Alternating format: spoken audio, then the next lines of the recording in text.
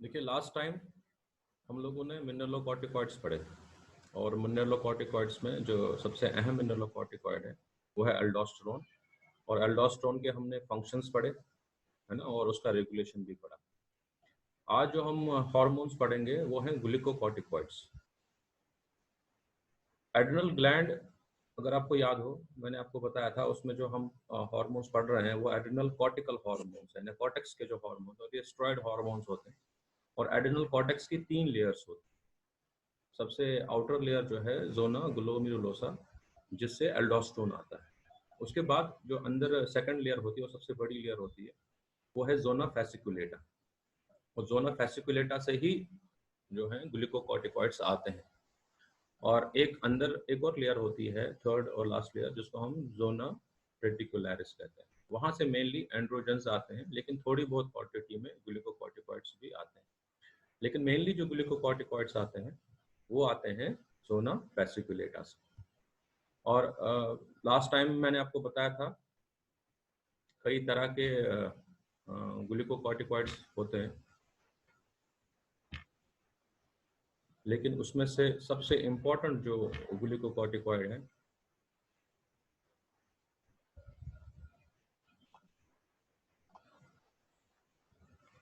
उसमें सबसे important glucocorticoid जो है वो है कॉर्टिसोल।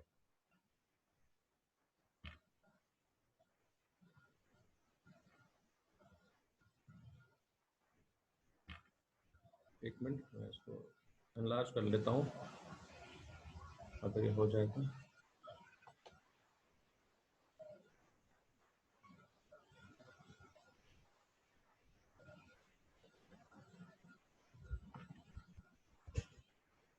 इसमें मैं बता चुका हूँ कि ग्लूकोकॉर्टिकॉइड्स मेनली जोना फैसिकुलेटा से आते हैं। और जितने भी ग्लूकोकॉर्टिकॉइड्स हैं उसमें से सबसे जो इम्पोर्टेंट हार्मोन है वो है कॉर्टिसोल। करीब 95% ग्लूकोकॉर्टिकॉइड एक्टिविटी जो है वो कॉर्टिसोल से आती है। लेकिन इसके अलावा दूसरे ग्लूकोकॉर्टिकॉइड्स भी हैं, जैसे कॉर्टिकोस्टेरोन, कॉर्टिसोन वगैरह। तो ये तीन मेन ग्लूकोकॉर्टिकॉइड्स हैं, कॉर्टिसोल, कॉर्टिकोस्टेरोन एंड कॉर्टिसोन। तो इसमें सबसे इम्पोर्टेंट जो है वो कॉर्टिसोल है। इसके अलावा कुछ सिंथेटिक ग्लूकोकॉर्टिकॉइड्स हैं, जैसे प्रेडनिसोन है और मिथाइल प्रेडनिसोन है और डेक्सामेथासोन है। तो ये prednisone, methyl prednisone and dexamethasone, they are synthetic glucocorticoids. तो इनके भी बारे में भी हमें थोड़ा सा इन्फॉर्मेशन आपको दूंगा, लेकिन यहाँ पे हम जो नेचुरली ऑफरिंग है वो सबसे इम्पोर्टेंट कौन सा है, कॉर्टिसोल। तो हम जो है मेनली पढ़ेंगे कॉर्टिसोल के बारे में। कॉर्टिसोल का दूसरा नाम हाइड्रोकॉर्टिसोन भी है, इसको हाइड्रोकॉर्टिसोन भी कहते हैं। और चूंकि ये ग्लूकोकॉर्टिकॉइड्स हैं, और ग्लूकोकॉर्टिकॉइड्स मैंने बताया था इनका नाम ग्लूको इसीलिए रखा गया, ग्लूकोस्टेरॉइड्स या ग्लूकोकॉर्टिकॉइड्स, क्योंकि इनका जो मेन इफेक्ट है वो कार्बोहाइड्रेट मेटाबॉलिज्म या ग्लूकोज मेटाबॉलिज्म पे होता है, इसीलिए इनको ग्लूकोकॉर्टिकॉइड्स कहते हैं। तो जब हम फंक्शंस की बात करेंगे तो कॉर्टिसोल का जो सबसे पहला और इम्पोर्टेंट फंक्शन है वो इसका इफेक्ट है ऑन कार्बोहाइड्रेट मेटाबॉलिज्म। और मेटाबॉलिज्म मैंने आपको बताया, पहले भी बता चुका हूँ कि मेटाबॉलिज्म हम उन तमाम केमिकल रिएक्शंस को कहते हैं जो हमारी बॉडी की सेल्स के अंदर होती है। और इन रिएक्शंस में एक मेजर अमाउंट ऑफ रिएक्शंस वो रिएक्शंस होती हैं जिनका ताल्लुक ग़िज़ा से यानी फूड से एनर्जी बनाना होता है, यानी वो फूड से एटीपी बनाते हैं। तो मेजर रिएक्शंस वही होती हैं। तो कार्बोहाइड्रेट मेटाबॉलिज्म का मतलब है कि वो केमिकल रिएक्शंस या वो इफेक्ट्स जिसमें कार्बोहाइड्रेट जो फूड कैटेगरी है उससे किस तरह से एटीपी बनता है। तो यहाँ पे हम देखेंगे कॉर्टिसोल का कार्बोहाइड्रेट मेटाबॉलिज्म पे क्या इफेक्ट है। देखिए कॉर्टिसोल का जनरल इफेक्ट मैं पहले बता चुका हूँ, ये ब्लड में ग्लूकोज की लेवल्स को बढ़ा देता है। ये ब्लड के अंदर ब्लड ग्लूकोज लेवल्स बढ़ा देता है कॉर्टिसोल या ग्लूकोकॉर्टिकॉइड्स। और इसी वजह से इनका नाम शुरू में ग्लूकोकॉर्टिकॉइड्स रखा गया। हालांकि इनका इफेक्ट फैट मेटाबॉलिज्म पे भी उतना ही अहम है और प्रोटीन मेटाबॉलिज्म पे भी उतना ही अहम है, लेकिन ग्लूकोज मेटाबॉलिज्म में बहरहाल इनका इफेक्ट होता है। तो पहला जो इसका इफेक्ट है वो कार्बोहाइड्रेट मेटाबॉलिज्म पे हम पढ़ते हैं, और उसमें पहला जो इसका जो असर है वो ये है कि ये ग्लूकोनियोजेनेसिस को बढ़ा देता है। Cortisol stimulates the gluconeogenesis. Gluconeogenesis क्या है? ग्लूकोनियोजेनेसिस का मतलब है synthesis of glucose from the non carbohydrate sources. जब भी ग्लूकोज बनता है नॉन कार्बोहाइड्रेट सोर्स से, मीन्स अमीनो एसिड से या फैट से, मेनली अमीनो एसिड से, तो उसको हम gluconeogenesis, ग्लूको means glucose, neo means नए सिरे से, जेनेसिस मीन्स पैदा होना, तो ये ग्लूकोनियोजेनेसिस को बढ़ाता है। और यूजुअली ग्लूकोनियोजेनेसिस जो होती है हमारी बॉडी में, ये मेनली होती है लीवर के अंदर। तो एक तरह से जब भी कॉर्टिसोल रिलीज होगा, it will increase the gluconeogenesis in the liver. अभी कैसे बढ़ाता है, इसके पीछे क्या मैकेनिज्म है? देखिए, पहली चीज, जब ग्लूकोनियोजेनेसिस होती है उसके लिए कुछ हर केमिकल रिएक्शन के लिए एंजाइम्स चाहिए, तो उसके लिए भी एंजाइम्स चाहिए होते हैं।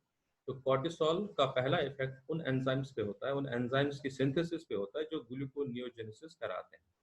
तो लीवर में ये उन एंजाइम्स को बढ़ा देता है। Cortisol increases the gluconeogenesis enzymes. तो जब एंजाइम्स बढ़ेंगे तो ऑब्वियसली ग्लूकोनियोजेनेसिस भी बढ़ेगा। दूसरा, ग्लूकोनियोजेनेसिस किससे होगी? मेनली अमीनो एसिड से, तो उसको अमीनो एसिड्स भी चाहिए ग्लूकोनियोजेनेसिस से। कॉर्टिसोल वो काम भी करता है, ये मोबिलाइज करता है amino acid from non hepatic tissue. Non hepatic tissue means liver के अलावा, तो लीवर के अलावा जितने भी टिश्यूज हैं वहां से ये अमीनो एसिड्स को मोबिलाइज करेगा टुवर्ड्स द लीवर। और नॉन हिपैटिक टिश्यू में मेनली मसल से अमीनो एसिड्स को मोबिलाइज करता है। तो जब अमीनो एसिड्स भी अवेलेबल होंगे लीवर के पास, एंजाइम्स भी वो मौजूद हैं, तो नतीजा क्या होगा? ग्लूकोनियोजेनेसिस बढ़ेगी। और ग्लूकोनियोजेनेसिस जब बढ़ेगी तो जाहिर सी बात है कार्बोहाइड्रेट रिजर्व्स लीवर के पास बढ़ेंगे। और जब कार्बोहाइड्रेट रिजर्व बढ़ेंगे लीवर के पास, तो लीवर उन कार्बोहाइड्रेट्स को ग्लाइकोजन की शक्ल में स्टोर करेगा। तो under the influence of cortisol, glycogen storage liver में बढ़ जाता है। तो लीवर जो है अपने पास ग्लाइकोजन को स्टोर करता है, और जब कभी भी जिस्म को जरूरत होती है तो ये ग्लाइकोजन जो है वापस टूटेगा और बॉडी को ग्लूकोज प्रोवाइड करेगा। यूजुअली क्या होता है, जिस टाइम हमारी बॉडी में अच्छी क्वांटिटी में ग्लूकोज अवेलेबल होता है ना, जैसे हम मील्स ले रहे हैं, मील्स के फौरन बाद हमारी बॉडी में हाई ग्लूकोज लेवल्स होती है, तो बॉडी प्रेफरेंशियली ग्लूकोज यूज करती है। लेकिन बिटवीन द मील्स, मान लीजिए एक मील हमने लिया, उसके बाद 2-4 घंटे हो गए, जो ग्लूकोज रिजर्व हमारा खत्म हो रहा है, तो उस टाइम जाहिर सी बात है बॉडी को ग्लूकोज चाहिए। तो ये जो कॉर्टिसोल का ये जो इफेक्ट है, ये जो ग्लाइकोजन रिजर्व्स बना रहा है, ये उसी वक्त काम आता है। तो ये ग्लाइकोजन उस टाइम बिटवीन द मील्स, है ना, ये इसको ग्लाइकोजन टूटेगा और ग्लूकोज बॉडी में रिलीज करेगा। तो पहला इफेक्ट क्या है कॉर्टिसोल का? It stimulates gluconeogenesis. दूसरा जो इसका इफेक्ट है वो ये है कि ये glucose utilisation by the cells को भी कम करता है। यूजुअली सेल्स इस्तेमाल करती हैं ग्लूकोज, तो ये कॉर्टिसोल के इफेक्ट में क्या होता है, सेल्स ग्लूकोज का इस्तेमाल कम कर देती हैं। हालांकि ये बहुत ज़्यादा उस पर ब्रेक नहीं लगाता, थोड़ा मॉडरेट डिक्रीज होता है ग्लूकोज यूटिलाइजेशन में, लेकिन बहरहाल ग्लूकोज का यूटिलाइजेशन कम हो रहा है। अब आप यहाँ देखें, एक तरफ से ग्लूकोनियोजेनेसिस हो रही है, यानी ग्लूकोज बन रहा है, ग्लाइकोज बन रहा है, और दूसरी तरफ से ग्लूकोज का जो यूटिलाइजेशन है वो कम हो रहा है। तो रिजल्ट क्या हो रहा है कॉर्टिसोल का, कि ब्लड ग्लूकोज लेवल्स बढ़ जाती है। तो कॉर्टिसोल का इस इफेक्ट्स का रिजल्ट क्या होगा इन दोनों इफेक्ट्स का? नंबर 1, ग्लाइकोनियोजेनेसिस को इंक्रीज करता है और ब्लड ग्लूकोज यूटिलाइजेशन को कम करता है। नतीजा होगा कि ब्लड ग्लूकोज लेवल्स बढ़ जाती हैं under the influence of cortisol. इस इफेक्ट को हम डायबिटोजेनिक इफेक्ट कहते हैं। अगर आपको याद हो, इससे पहले हमने ग्रोथ हार्मोन पढ़ा था, उसका भी डायबिटोजेनिक इफेक्ट था, वो भी ग्लूकोज कंजर्व करता था और उसकी वजह से ब्लड ग्लूकोज लेवल्स बढ़ रही थी। तो कॉर्टिसोल भी एक तरह से ये फंक्शंस इनके सेम है, ग्रोथ हार्मोन कार्बोहाइड्रेट वाला, कि ये डायबिटोजेनिक इफेक्ट रखते हैं, ग्लूकोज बढ़ाते हैं। और कभी कभी ऐसा होता है कि मान लीजिए कॉर्टिसोल नॉर्मल लेवल से बहुत ज़्यादा सिक्रीट हो जाए, तो ऑब्वियसली उस टाइम ब्लड ग्लूकोज लेवल्स बहुत ज़्यादा बढ़ जाते हैं, हाइपरग्लाइसीमिया हो जाता है, और उस कंडीशन को हम एड्रिनल डायबिटीज़ कहते हैं। तो इसकी वजह, एक तो डायबिटीज़ जो पैनक्रेटिक डायबिटीज़ होती है, जिसको हम डायबिटीज़ मेलाइटस कहते हैं, उसमें तो ब्लड ग्लूकोज लेवल बढ़ जाता है, वो इंसुलिन की डिफिशिएंसी या इंसुलिन रेजिस्टेंस की वजह से होता है। लेकिन यहाँ पे ये जो डायबिटीज हो रही है, जो हाइपरग्लाइसीमिया हो रहा है, it is due to the excess of cortisol, क्योंकि कॉर्टिसोल का एक इफेक्ट है to increase the blood glucose level. तो अगर कॉर्टिसोल ज्यादा हो जाए, एबनॉर्मल हो जाए, उससे ज्यादा हो जाए एबनॉर्मली, तो तब ये एड्रिनल डायबिटीज पैदा करता है। अब दूसरा मैंने बताया ना, ग्लूकोज पे इसका इफेक्ट तो है ही है, इसी वजह से इसका नाम ग्लूकोकॉर्टिकॉइड्स है, लेकिन उतना ही इंपॉर्टेंट इफेक्ट इसका प्रोटीन्स पे भी। तो प्रोटीन्स पे क्या इफेक्ट है कॉर्टिसोल का या ग्लूकोकॉर्टिकॉइड्स का? तो कॉर्टिसोल क्या करता है, ये एक्स्ट्रा हिपैटिक टिश्यू में, यानी लिवर को छोड़कर जितने भी टिश्यूज हैं इंक्लूडिंग मसल्स, उसमें प्रोटीन कम कर देता है। उसके अंदर प्रोटीन रिजर्व्स और प्रोटीन सिंथेसिस कम हो जाती है। ग्रोथ हार्मोन यहाँ पे अपोजिट है इसके। ग्रोथ हार्मोन प्रोटीन सिंथेसिस बढ़ाता था, ग्लूकोज वाला तो सेम है दोनों का इफेक्ट, यानी कार्बो है उसमें कॉर्टिसोल का और ग्रोथ हार्मोन का, लेकिन प्रोटीन का इफेक्ट अपोजिट है। ग्रोथ हार्मोन प्रोटीन मेटाबो उसको सिंथेसिस को बढ़ा देता था, लेकिन कॉर्टिसोल क्या करता है कि एक्स्ट्रा हिपैटिक टिश्यू में प्रोटीन रिजर्व्स को कम करता है या प्रोटीन सिंथेसिस को कम करता है। तो जिसके नतीजे में क्या होता है, जब एक्स्ट्रा हिपैटिक टिश्यू में प्रोटीन्स नहीं बनेंगे तो ब्लड में एमिनो एसिड्स ज्यादा रहेंगे। और मेरे ख्याल में यही वो एमिनो एसिड्स, अगर आपको याद हो, ये वहाँ उसको चाहिए थे ग्लूकोनियोजेनेसिस के लिए। तो एक रीजन ये भी है कि ये एमिनो एसिड्स जब एक्स्ट्रा हेपेटिक टिश्यू में यूटिलाइज नहीं होंगे तो वो ग्लूकोनियोजेनेसिस के लिए इस्तेमाल होंगे। लेकिन एक्स्ट्रा हेपेटिक टिश्यू में प्रोटीन सिंथेसिस को डिक्रीज करता है, लेकिन हेपेटिक टिश्यू में लिवर में ये प्रोटीन सिंथेसिस बढ़ा देता है। ये थोड़ा सा एक इसका एक इख्तिलाफ आप कह लीजिए कॉर्टिसोल के इफेक्ट का, कि एक्स्ट्रा हेपेटिक टिश्यू में प्रोटीन सिंथेसिस कम करेगा, प्रोटीन रिजर्व कम करेगा, लेकिन लीवर में प्रोटीन सिंथेसिस को इंक्रीज करेगा। और लीवर में कौन से प्रोटीन बनते हैं? Plasma protein. तो प्लाज्मा प्रोटीन्स की सिंथेसिस बढ़ जाती है, यानी under the influence of cortisol extra hepatic tissue में प्रोटीन सिंथेसिस कम होगी, but in liver the synthesis of plasma proteins will increase. तो ये जो प्लाज्मा प्रोटीन्स हैं ये बाद में ब्लड में आ जाते हैं, तो ब्लड के अंदर प्लाज्मा प्रोटीन्स की लेवल्स बढ़ जाती हैं। अब इसका रिजल्ट क्या होगा? अगर एक्स्ट्रा हेपेटिक टिश्यू में यानी लीवर से हटके टिश्यू प्रोटीन सिंथेसिस कम हो जाए, तो उसमें सबसे बड़ा हिस्सा जो है एक्स्ट्रा हेपेटिक टिश्यू में मसल्स का होता है। तो मसल्स वीकनेस हो जाती है अगर कॉर्टिसोल की ज्यादती हो। नॉर्मली तो नहीं होता, नॉर्मली तो इसका एक अपना साइकिल है, जितना उसे लेना है ले लेता है। लेकिन अगर किसी वजह से कॉर्टिसोल नॉर्मल से ज्यादा हो जाए तो ऑब्वियसली वो सिंथेसिस को बहुत कम करेगा एक्स्ट्रा हेपेटिक टिश्यूज में, खासतौर से मसल्स में। तो मसल्स वीक हो जाते हैं। या कभी कभी ये क्या होगा, जो लिम्फाइड टिश्यू है, एक्सेस कॉर्टिसोल की वजह से लिम्फाइड टिश्यू के अंदर डिजनरेशन होगा। और लिम्फाइड टिश्यू का जो इम्यूनिटी फंक्शन है, जो इम्यून फंक्शन है उसका, वो टी सेल्स बनाता है या बाद में लिम्फोसाइट्स बनाता है, जिसकी वजह से बाद में एंटीबॉडीज बनती है। तो वो इम्यूनिटी भी कम हो जाती है। तो एक्स्ट्रा हिपैटिक कॉर्टिसोल की एक्सेस की वजह से नो डाउट प्लाज्मा प्रोटीन यानी लीवर प्रोटीन्स बढ़ जाते हैं, लेकिन बाकी पूरी बॉडी में प्रोटीन का कैटाबॉलिज्म बढ़ जाता है और प्रोटीन का सिंथेसिस कम हो जाता है, जिसकी वजह से अगर कभी कॉर्टिसोल ज्यादा हो जाए तो मसल वीकनेस भी होगी और इम्यूनिटी भी सप्रेस होगी। तो इसी वजह से कॉर्टिसोल, अगर आपसे कोई पूछे इम्यूनिटी पे क्या इफेक्ट है अगर एक्सेस कॉर्टिसोल दिया जाए, तो it is an immuno suppressant, ये इम्यूनिटी को सप्रेस करता है। और ये एक बहुत मैं आपको मिसाल दूंगा। अभी मैंने आपको बताया कि कॉर्टिसोल तो हमारा नेचुरली एग्जिस्टिंग है, और इसका जो सिंथेटिक वर्जन है वो क्या है? डेक्सामेथासोन है, प्रेडनिसोन है। तो ये दवाएं जब हम कभी पेशेंट में इस्तेमाल करेंगे लॉन्ग टर्म पे, तो ये इम्यूनो सप्रेसेंट ड्रग्स भी, तो ये इम्यून सिस्टम को सप्रेस करती हैं। अब आप कहेंगे सर डॉक्टर्स को इम्यून सप्रेस करने की क्या जरूरत पड़ती है? कभी कभार जरूरत पड़ती है, खास तौर से जब हम ऑर्गन ट्रांसप्लांट करते हैं। कभी कभी क्या होता है, किसी मरीज का कोई पार्ट खराब हो जाता है, मान लीजिए किडनी खराब हो गई या कोई और ऑर्गन खराब हो गया, तो उसके बाद ट्रांसप्लांटेशन किया जाता है या दूसरे इंसान का उसके अंदर किडनी या लीवर दिया जाता है। तो उस टाइम क्या होगा, चूंकि लीवर दूसरे शख्स की है तो हमारी बॉडी के लिए वो फॉरेन ऑब्जेक्ट है। तो हमारा जो इम्यून सिस्टम है वो जो हमने ग्राफ्ट किया है उसको उसको रिजेक्ट कर सकते हैं, उसको डैमेज कर सकते हैं। तो उस वक्त क्या करते हैं डॉक्टर्स कि वो जो पेशेंट है जिसके अंदर ट्रांसप्लांट हुआ है उसका इम्यून सिस्टम सप्रेस करने की कोशिश करते हैं। तो उस वक्त हम स्टेरॉइड्स का इस्तेमाल करते हैं, जो सिंथेटिक स्टेरॉइड्स हमारे पास है, और एज ए इम्यूनोसप्रेसेंट उन्हें यूज किया जाता है। तो ये एक इम्पॉर्टेंट फंक्शन है इम्यूनोसप्रेशन का। हालांकि ये नेगेटिव है अगर वैसा हो जाए, लेकिन कभी कभी हमें यूज करना पड़ता है इसको थेराप्यूटिकली भी। तो ये इसका इफेक्ट है प्रोटीन मेटाबॉलिज्म। अब हम देखेंगे फैट मेटाबॉलिज्म पे इसका क्या इफेक्ट है। फैट्स का ये मोबिलाइजेशन करेगा फैटी एसिड्स का। कॉर्टिसोल का एक इंपॉर्टेंट फंक्शन है। देखिए, एक तरफ तो ये कार्बोहाइड्रेट्स का यूटिलाइजेशन कम करेगा, जाहिर सी बात है सेल्स यूटिलाइज नहीं करेंगे, तो जाहिर सी बात है सेल्स को ऑल्टरनेट सोर्स ऑफ एनर्जी चाहिए, तो कॉर्टिसोल ऑब्वियसली वो प्रोवाइड करता है। ये क्या करता है, ये एडिपोज टिश्यू जो हमारी बॉडी में फैट्स होते हैं कहीं कहीं जगह पे, जिसको हम एडिपोज टिश्यू कहते हैं, और उसके अंदर जो फैट होता है जिसका जो ट्राइग्लिसराइड की फॉर्म में होता है, उसको तोड़ के उसको ब्रेक करके फैटी एसिड्स की शक्ल में लाता है और फैटी एसिड्स ब्लड में आ जाते हैं, है ना। और जब ब्लड में आएंगे फैटी एसिड्स तो ऑब्वियसली जो हमारी बॉडी की सेल्स है वो इसे इस्तेमाल करती हैं फैट को। तो मोबिलाइजेशन ऑफ फैटी एसिड्स करेगा फ्रॉम एडिपोज टिश्यू, जिसकी वजह से क्या होगा, there will be increase concentration of free fatty acids in plasma. और जब प्लाज्मा में फ्री फैटी एसिड्स बढ़ेंगे, ये मैं आपको पहले ही बता चुका हूँ, it will increase the utilisation of fats, body ज्यादा फैट्स इस्तेमाल करेगी। तो ओवरऑल कॉर्टिसोल का ये इफेक्ट जो है, यानी ये ग्लूकोज का यूटिलाइजेशन कम करेगा और फैट्स को इस्तेमाल करेगा फॉर एनर्जी।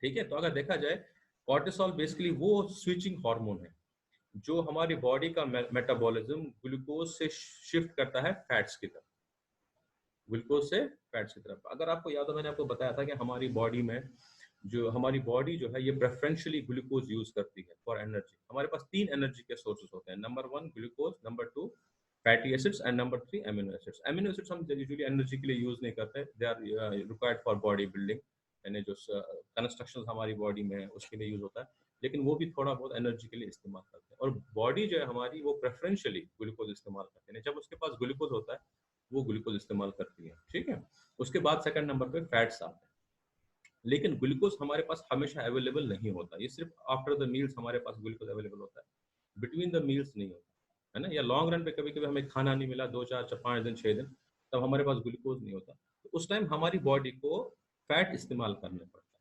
तो ये जो मेटाबॉलिज्म का शिफ्ट है ना, ग्लूकोज यूज करना और कभी कभी फैट यूज करना, इस स्विचिंग के लिए कुछ हार्मोन्स काम करते हैं, उसमें कॉर्टिसोल भी एक है। तो कॉर्टिसोल जब रिलीज होगा तो क्या होगा, फैट्स का इस्तेमाल बढ़ेगा, ग्लूकोज का इस्तेमाल कम होगा। तो ये एक तरह से मेटाबॉलिज्म को शिफ्ट करता है फ्रॉम ग्लूकोज टू फैट्स। इसमें सबसे इंपॉर्टेंट हार्मोन जो हम आगे पढ़ेंगे वो इंसुलिन है। इंसुलिन एक ऐसा स्विच है, वो भी शिफ्ट करता है। जब इंसुलिन की लेवल्स लो हो जाती हैं बॉडी में, ऑटोमेटिकली हमारा जो मेटाबॉलिज्म है वो फैट्स की तरफ शिफ्ट हो जाता है।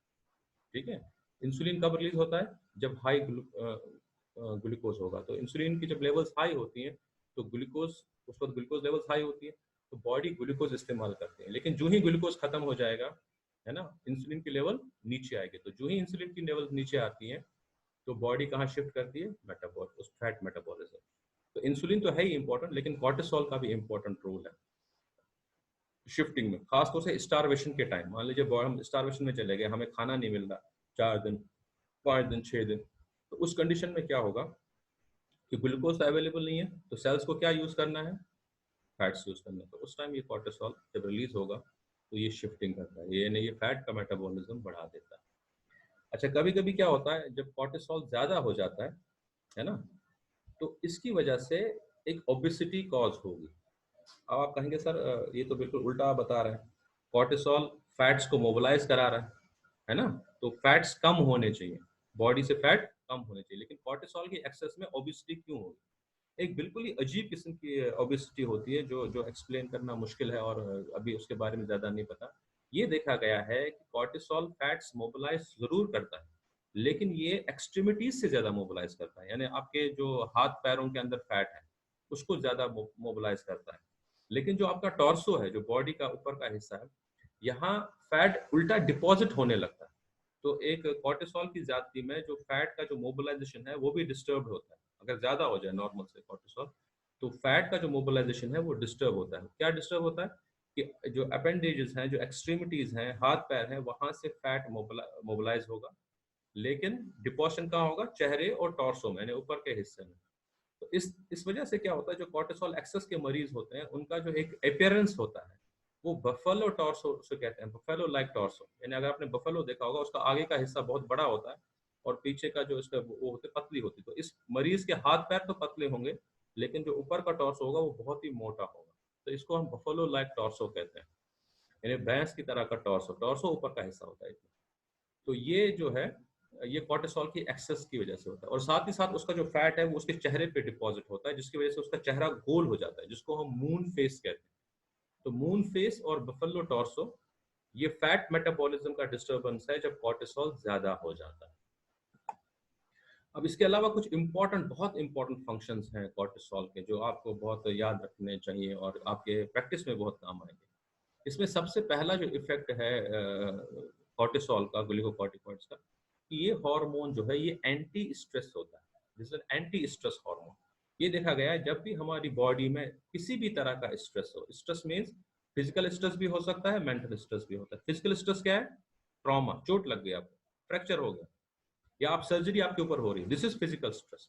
इसके अलावा मेंटल स्ट्रेस हो सकता है, किसी भी तरह का तनाव तनाव एंजाइटी, ये सब या इन्फेक्शन हो गया, ये सब स्ट्रेसेस है। तो जब भी स्ट्रेस होता है हमारी बॉडी में एसीटीएच का सिक्रीशन बढ़ जाता है, और जब एसीटीएच बढ़ेगा, मैंने बताया एसीटीएच का इफेक्ट ग्लूकोकॉर्टिकॉइड्स पे ज्यादा होता है ना। अल्ट्रासाउंड को अलग रेगुलेशन है, सिर्फ कॉर्टेक्स में एसीटीएच कहाँ इफेक्ट करेगा, कॉर्टिसोल पे, ग्लूकोकॉर्टिकॉइड्स। तो कॉर्टिसोल की लेवल्स बढ़ जाती हैं, तो ये कॉर्टिसोल जब बढ़ जाता है तो ये स्ट्रेस को रेजिस्ट करता है, this is an anti stress. तो चाहे वो इन्फेक्शन हो, सर्जरी हो, ट्रॉमा हो, तो इससे हमारी बॉडी को बचाता है ये जो है कॉर्टिसोल। तो it is a very important anti stress hormone.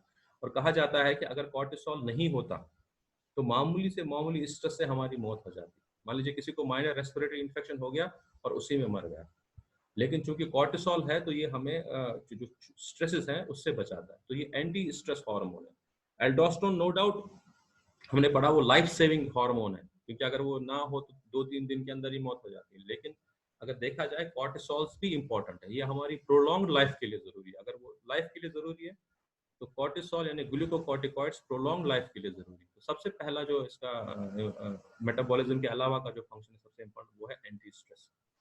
दूसरा जो इसका इम्पैक्ट है वो है एंटी इन्फ्लेमेटरी। ये एंटी इन्फ्लामेटरी है। इन्फ्लामेशन अगर आपको याद हो, इन्फ्लामेशन मैंने आपको बताया था कि इन्फ्लामेशन क्या है, ये हमारी बॉडी का natural response to any kind of injury. कोई भी इंजरी हमारी बॉडी में हो जब होती है तो उसके रेस्पॉन्स जो बॉडी दिखाती है, जो रिएक्शन दिखाती है, that is called as inflammation. ठीक है, चाहे वो चोट लगे, चाहे वो बैक्टीरिया की वजह से इंजरी हो, चाहे वो हीट की वजह से हो, किसी भी केमिकल इंजरी हो, तो कोई भी इंजरी हो उसके रेस्पॉन्स में इन्फ्लामेशन पैदा होता है। तो ये जो कॉर्टिसोल हार्मोन है, ये जो ग्लूकोकॉर्टिकॉइड्स हैं, दे आर एंटी इन्फ्लामेटरी। ये इन्फ्लामेशन को खत्म करते हैं। और दो चीजें हैं, अगर इन्फ्लामेशन हो गया हो किसी को, उस टाइम कॉर्टिसोल आए तो ये इन्फ्लामेशन को वापस करता है, रिजोल्व करता है। और अगर अभी शुरू भी नहीं हुआ इन्फ्लामेशन तो उसको प्रिवेंट करता है। इन्फ्लामेशन में होता क्या है, कुछ चीजें बहुत अहम है। नंबर 1, जब भी कहीं पे चोट लगती है तो पहली चीज क्या होती है, जो लाइसोसोम्स होते हैं सेल्स के अंदर वो टूट जाते हैं, बर्स्ट हो जाते हैं, और लाइसोसोमल एंजाइम जो है आसपास की सेल्स को डैमेज करना, गला देना शुरू कर देते हैं, जो खराब टिश्यू होता है ऑब्वियसली। तो और ये जो लाइसोसोम्स का ब्रेकअप होता है, ये जब लाइसोसोमल एंजाइम रिलीज करते हैं, इससे अच्छा खासा इन्फ्लेमेटरी रेस्पॉन्स पैदा हो जाता है। इसके अलावा क्या होता है कि वहां पे जो इन्फ्लेमेड एरिया में जो कैपिलरीज हैं उनकी परमेबिलिटी बढ़ जाती है, वहां से फ्लूइड लॉस बहुत हो जाता है। तीसरा क्या होता है, जितने भी हमारे WBCs हैं, है ना, फेगोसाइटिक सेल्स है, वो माइग्रेट करती हैं उस एरिया की तरफ और डेड सेल्स को खाने लगती हैं। इस तरह से कई चीजें इन्फ्लामेशन में होती हैं, एक लंबा टॉपिक है। बहरहाल एक्चुअली कॉर्टिसोल करता क्या है, ये हर स्टेप को, जितने भी इन्फ्लामेशन के ये जो मैंने बताया, चाहे वो कैपिलरीज का परमेबिलिटी बढ़ना, चाहे माइग्रेशन ऑफ WBCs, इनको रोक देता है। और सबसे इंपॉर्टेंट क्या करता है, ये लाइसोसोमल मेम्ब्रेन को स्टेबलाइज करता है, यानी उसको मजबूती देता है लाइसोसोमल मेम्ब्रेन्स को। और लाइसोसोम्स का जो ब्रेकेज है वो कम होता है कॉर्टिसोल की वजह से, और वो मटेरियल लीक नहीं होता, जिसकी वजह से क्या होता है कि इन्फ्लामेशन प्रिवेंट होता है, यानी फर्दर इन्फ्लामेशन नहीं होता। ठीक है, इसके अलावा एक इफेक्ट इसका और है कॉर्टिसोल का, वो है एलर्जिक रिएक्शंस। एलर्जीज अगर आपको मालूम हो, आपने पढ़ा भी होगा 12th में, कि इसमें एंटीजन एंटीबॉडी आपस में, है ना, एक रिएक्शन होता है, एंटीजन एंटीबॉडी रिएक्शन। और जब एंटीजन एंटीबॉडी रिएक्शन होता है तो वहां पे क्या होता है, एंटीजन एंटीबॉडी जब मिलते हैं तो कुछ इन्फ्लेमेटरी सब्सटेंसेस रिलीज होती हैं। जब वो रिलीज होती है तो वो इन्फ्लामेशन कॉज करते हैं। और कॉर्टिसोल उस इन्फ्लामेशन को भी रोकता है। हालांकि एंटीजन एंटीबॉडी रिएक्शन को तो नहीं रोकता, वो तो होगा, लेकिन उसके बाद जो इन्फ्लामेटरी रेस्पॉन्स होता है वो उस चीज को रोकता है। अगर मैं आपको मिसाल दूं, आपको एक बहुत इसकी एंटीजन एंटीबॉडी रिएक्शन की, इसमें सबसे सीवियर कंडीशन जो होती है वो that is called as anaphylactic shock या anaphylaxis. Anaphylaxis means severe inflammatory response, यानी जब भी एंटीजन एंटीबॉडी मिलता है तो बॉडी एक बहुत ही सीवियर रेस्पॉन्स क्रिएट करती है। कि बहुत से लोगों को, मैं आपको मिसाल देता हूँ, जैसे मधुमक्खी काटती है तो क्या होता है, वहां पे हल्का सा एक लाल होगा, एक इन्फ्लामेशन होगा। लेकिन कुछ लोग बहुत ही हाइपर सेंसिटिव होते हैं इस मधुमक्खी की बाइट को। तो जब उनको ये हनी बी काटती है तो उनकी बॉडी में वाइड स्प्रेड रेस्पॉन्स होता है। तो उसकी सूजन सिर्फ एक जगह पे नहीं होती, पूरी बॉडी सूज जाती है ना, अंदर भी और बाहर भी। और लंग्स में भी इन्फ्लामेशन होगा। तो लंग्स में जब इन्फ्लामेशन रेस्पॉन्स आएगा तो वहां से फ्लूइड बहुत निकलेगा लंग्स में, और एल्वियोलाई में पानी जमा हो जाएगा और उसको सफोकेशन होगा। बिल्कुल ऐसा लगेगा कि वो अपने ही लंग्स के पानी में डूब रहा है, तो उसमें डेथ हो सकती है एनाफिलैक्सिस में। तो उस टाइम ये जो कॉर्टिसोल है, ये जो ग्लूकोकॉर्टिकॉइड्स हैं, दे आर लाइफ सेविंग। तो अगर किसी को हम ये कॉर्टिसोल देंगे तो ये उस जो रेस्पॉन्स है एलर्जिक के बाद जो इन्फ्लेमेटरी रेस्पॉन्स है उसको भी ब्लॉक करता है। अच्छा, एक चीज और इसकी वजह से क्या होता है, जो ब्लड के ऊपर इसका इफेक्ट क्या है कि ये लिम्फोसाइट्स और ईस्नोफिल इन दोनों का नंबर कम करता है। यानी कॉर्टिसोल की ज्यादती की वजह से अगर कभी हो जाए तो लिम्फोसाइटोपिनिया एंड ईस्नोपिनिया हो सकता है। पीनिया जब हम वर्ड यूज करते हैं मीन्स कम हो जाती है, तो लिम्फोसाइट्स भी कम हो जाती हैं और ईस्नोफिल भी कम हो जाती है। और ये दोनों कभी कभी अगर किसी को कॉर्टिसोल ज्यादा है तो ये एक डायग्नोस्टिक फीचर है उसका। अगर उस मरीज के अंदर हम देखते हैं कि लिम्फोसाइट्स भी कम है, ईस्नोफिल्स भी कम है और बाकी फीचर्स भी हैं, तो हम यकीन से कह सकते हैं कि इसको जो है कॉर्टिसोल एक्सेस है। और इम्यूनिटी कम करना, इम्यूनो सप्रेशन, ये भी है। इसमें एक एंटी इन्फ्लेमेटरी मैं आपको बता दूं, क्योंकि ये एंटी इन्फ्लेमेटरी भी है, तो हमारे पास क्योंकि सिंथेटिक स्टेरॉइड्स भी हैं, सिंथेटिक स्टेरॉइड्स जैसे डेक्सामेथासोन है, प्रेडनिसोन है, ये बहुत ही अच्छे एंटी इन्फ्लेमेटरी ड्रग्स हैं। कभी कभार क्या होता है, डॉक्टर्स इसे यूज करते हैं एज एन एंटी इन्फ्लेमेटरी। हालांकि एंटी इन्फ्लेमेटरी मैंने आपको बताया था, हमारे पास non steroidal anti inflammatory drugs भी होती हैं, लेकिन ये स्टेरॉइड्स भी होती हैं हमारे पास, और ये स्टेरॉइड्स भी यूज करते हैं लोग। डेक्सामेथासोन यूज करते हैं और प्रेडनिसोन यूज करते हैं as an anti inflammatory drugs. तो ये कुछ इंपॉर्टेंट इसके फीचर्स थे।